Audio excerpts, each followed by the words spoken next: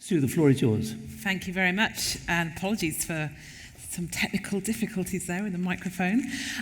Really thrilled to be here. Hi, everybody. I'm Sue Daly. I'm Director of Technology and Innovation at Tech UK, and I'm thrilled to be here.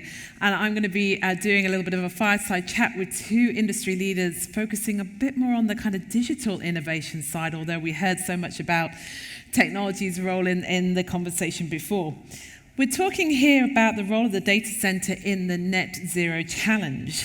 And really, I'm keen to explore what I'm seeing a little bit at Tech UK when I talk to industry leaders, citing time and digital technologies. Two kind of key trends I'm seeing is firstly, of course, the rise and the take-up and adoption of emerging technologies. So I'm sure we'll get onto some of these today. So digital twins, cloud computing, of course, data analytics, AI and machine learning.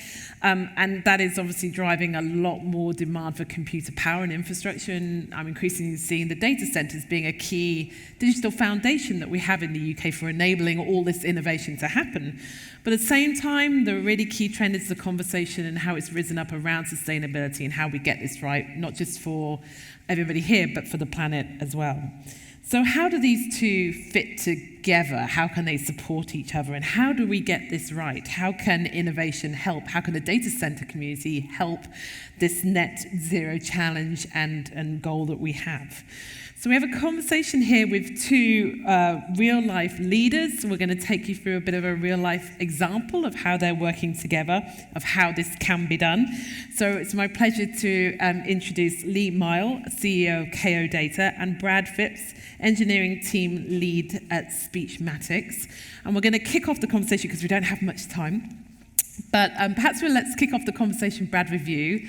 Great to see you. Thanks for being with us. Tell us a little bit more about who Speechmatics is, what it does, and also perhaps how you and Lee are working together, because I think people are going to be really interested in your field of AI, right? Well, Speechmatics is a Cambridge-based ML AI company focused on speech-to-text. So everybody's aware of Siri, Google Assistant on their phone. That's probably where you've interacted with a speech-to-text program. What Speechmatics do is provide the engine that backs a program like that. Many of our customers are banks, broadcast media, call centers, anybody that wants to extract some value from their audio file. They need to convert it into text first, and that's where a company like Speechmatics comes in. We're very proud to announce that we've had a $62 million funding round close today, and we're carrying on our charge to be the world's most accurate speech-to-text provider, better than Google and all the other big tech companies out there, even for a small 150-person startup out of Cambridge. So very exciting. Go try the website. Free to try, free credits. And basically how we're using KO is that for a machine learning piece of software, which is pretty much every bit of software in the world right now, you need a lot of compute, and that's very power hungry, and you need to host that somewhere. So you can either go to a cloud provider and you rent it, or you can buy your own hardware and host it in somewhere like KO Data. And the reason we're using KO is they can provide the power, and they can provide it in a 100% renewable way, which is very exciting to us. And there wasn't really many providers out there that could do that in the UK, so it was a bit of a no-brainer, really. Yeah, well, congratulations on the funding as well. It's great to see another AI leader in the UK going from strength to strength. So Lee, partnership, this is all about collaboration, right? No one can do this and achieve what we need to achieve on their own, right? So what's the reality, though, that you're seeing? Are people coming to you asking for this? Are you going out, to the industry and telling the story? What does it look like to you right now? Well, it's really a bit of both. I guess most people probably have some idea about a data center that are in the room, but if I were to give a very simple explanation, we're a 5-star high-tech hotel for computers, such as Brad's computers. And people are looking for us to provide the environment, to keep them cool and provide them with power. These things need power, and it's got to be consistent security and connectivity. So we've done that in the most sustainable way that we can for now, and that will continue to improve. And what we're finding is increasingly, customers, when they're going to the market, they're really, starting their process, even to raise their funding or get a degree within their organization, it's going to be based on, taking up a service that isn't going to hit their Scope 3 emissions heavily. So the agenda of sustainability increasingly within our customers' world is right at the top. So in the data center world, it always used to be about uptime. That basically means you keep the lights on so that the computers can keep running. But actually, sustainability is right up there. They don't want uptime without sustainability anymore. So it's an increasing priority. So it's really resonating with you. And have you seen then has it been a mind shift? Has it been a change in kind of, mind shift in terms of business leaders? They want that reliability, they want that low latency, they want to be able to power what they're doing, but they also want to get the sustainability right. Because I've seen that as a mind shift, in recent times. Massively so.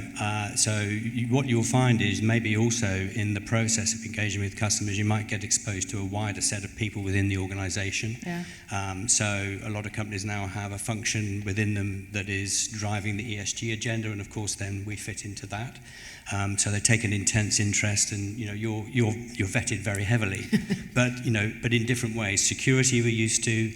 And obviously, the technical side and the uptime, but now we have that ESG vetting as well. Yeah, and Brad, you guys are working busily at the coalface, doing the day job, and obviously making sure that you can run the AI models and run your machine learning, what you need to do to, provide your services. How important is the sustainability element to maybe your everyday work, or to you and your colleagues as well in terms of what you're doing? Because businesses want to get this right? They want to be able to power the new exciting technologies, but they also want to get this right from a planet point of view, right? Yeah, we had the option to go with a provider that didn't have the same sustainability credentials as KO, and it just meant that we picked KO. So on a day-to-day, we were probably going to be focusing on profit, not maybe sustainability, but it's the same thing a lot of the time. When you're trying to optimize your compute usage, you're getting more for the amount of energy you use. And that directly maps to efficiency and money at the end of the day. So it is one and the same thing a lot of the time. Do you want to come in? And I think on the efficiency aspect, in the data center world, there's a metric called power use effectiveness, or PUE, and that's a ratio that customers like Brad look at, and that is basically how much power do we consume running the data center in ratio to the power that our customer is effectively buying to power their platform. And you really want that ratio to be as low as possible, so the amount of power you're using to run the facility needs to be as low as possible. But and that's been a metric for a long time. Now, if you can have a very low metric, and we have 1.2, that's a very good metric in the industry. It's also then got to be the consumption of renewable energy. So the game is moving on apace. Yeah. So if the game is moving on, the conversation is resonating more. Companies are obviously gaining real value in terms of what you're providing. I'm just thinking, who else needs to be in this conversation? Obviously, we're doing great stuff, but we need to move at pace, right? As the conversation before, it's now. So where are the areas that we need to be doing more? And are there people we need to bring into this conversation to accelerate this or speed up? So it's interesting. I think business is sort of starting to take up the initiative. So on a fairly local basis for us, and we've got data centres in west of London and over in Harlow in Essex, we've got some conversations with regional businesses and innovators who are seeing us as potentially a very big customer for a renewable energy business or innovative technology that they're looking to get off the ground. And so if you're really networking well within your business community and coming together, we're being seen as a big customer to actually get a new renewable energy business off the ground and going. And we talk at early stage. So I think there's that. So when you talk about other people coming in, look in the business community around you. If it's proximate, you've got a better chance maybe of even having a direct connection to the power that's being generated sustainably. Yeah. So I'm thinking, Brad, your story and how you and Kay are working together, it's got to be applicable to other companies and perhaps others working in other sectors and other industries. Data, it's common. It's not, it's across all industries and sectors that data is being created. We were talking before about just the sheer stats of the amount of data being created every year and on and on and on. So are there other sectors and other industries that you think could be taking a similar approach to the way that you and KO Data are working together? Well, I hope more and more companies try and use machine learning in their day-to-day operations. It's maybe a bit harder than it needs to be. I mean, it's very, when people say AI, speech to text, what Speechmatics do is maybe one aspect of an artificial general intelligence, that kind of thing. So that innovation isn't going to stop. It's going to keep carrying on, and it's going to be more widely used. So this kind of partnership is going to become a lot more common. Yeah, no, I agree.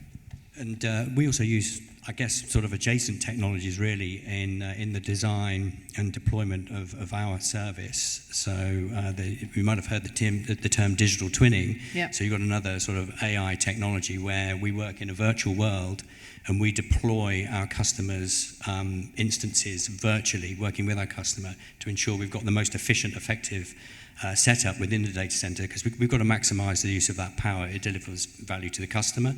Yes, it delivers value to us as a business, but it also means that, you know, the energy that's being consumed is delivering basically the most computing power possible for the customers inside the data center, and that's driven by, you know, an adjacent AI technology. Yeah, I've had actually already this week, and I know it's only Tuesday. It's still Tuesday, right?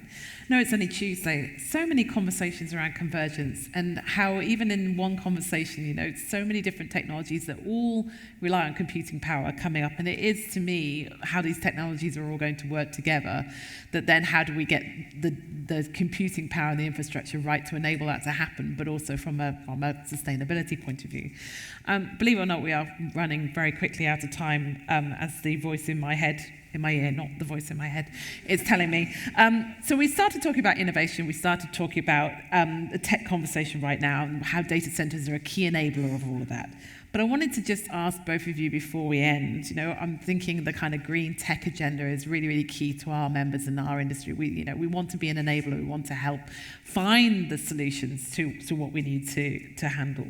Do you think, Lee, and perhaps I'll come to you, and then Brad, love to you, how the data center and the data center community could in fact be a driver or maybe a catalyst for more investment or more development of green tech solutions and services?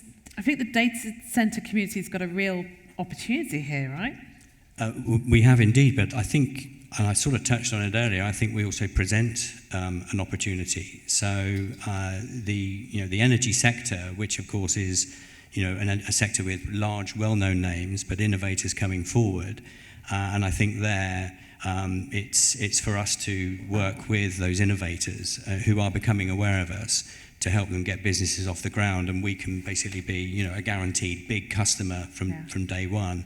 And we sort of do this now. I mean, we're basically buying up the output of a wind farm in Kent, and we put out a little bit about that. You know, that's sort of a great step. If we can have a direct line and a wire from something like that as well, straight into the data center, even better. We'll get there on that. But I think it's collaboration. I think that clearly governments around the world are going to legislate and then also give some sort of incentives. But I think, you know, it's down to business to really start moving and working together on this today. And we're seeing it. People are approaching us. We're networking with businesses in forums locally, and we're joining the dots. And you know, something's going to come of that will deliver green power close to our door. Yeah, Brad. Final word to you. It feels like a really exciting change, and maybe a step change as well from where we've been. Well, I guess you could call it the AI revolution. We've had the agricultural revolution, the industrial revolution, and this is next. And AI, ML companies are at the forefront of that, and data center companies are allowing them and enabling that to happen. So that's not going to change anytime soon. Yeah, no, absolutely. Watch this space. Well, look, I know it was short, but very, very sweet. I hope you've found that conversation fascinating. KO Data does have a stand, I believe, so you can go and grab Lee and Brad afterwards if you want to talk more, right? Yes, we have some fantastic representatives available to talk. Didn't ask me to say that, but I just think, because time is short, if you want to go and grab the guys and talk more, do go ahead.